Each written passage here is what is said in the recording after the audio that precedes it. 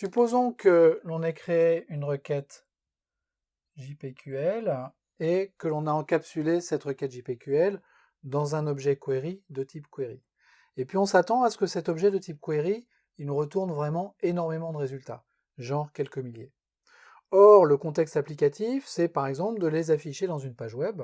Et là, on ne va pas afficher 10 000 objets d'un coup dans une page web, on effondrerait les choses. Donc ce qu'on aimerait faire, c'est de la pagination. Par exemple, récupérer nos objets par paquet de 50. J'ai deux méthodes pour supporter ce genre de choses, dans ce qu'on appelle la pagination des résultats de requête.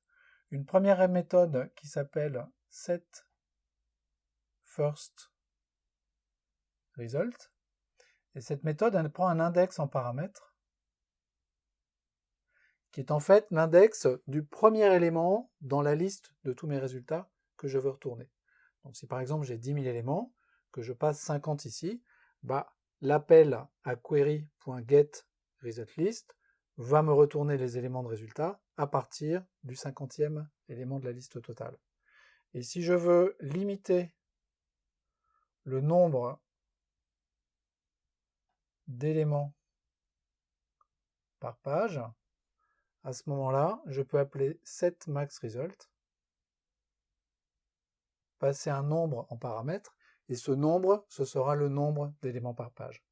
Donc par exemple, si j'appelle setFirstResult de 50 et setMaxResult de 50, la requête suivante,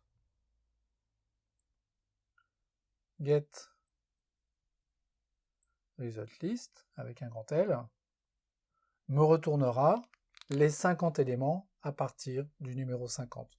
Donc typiquement, la page 2 de mes ensembles de résultats. Alors il faut faire très attention à ce setFirstResult parce qu'il y a une méthode associée qui s'appelle getFirstResult. Et souvent cette méthode, on la confond avec getSingleResult.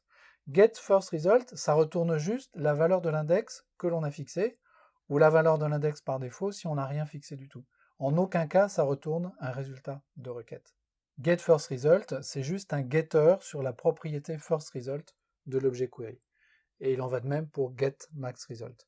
Mais getMaxResult, en général, on ne le confond pas avec getSingleResult.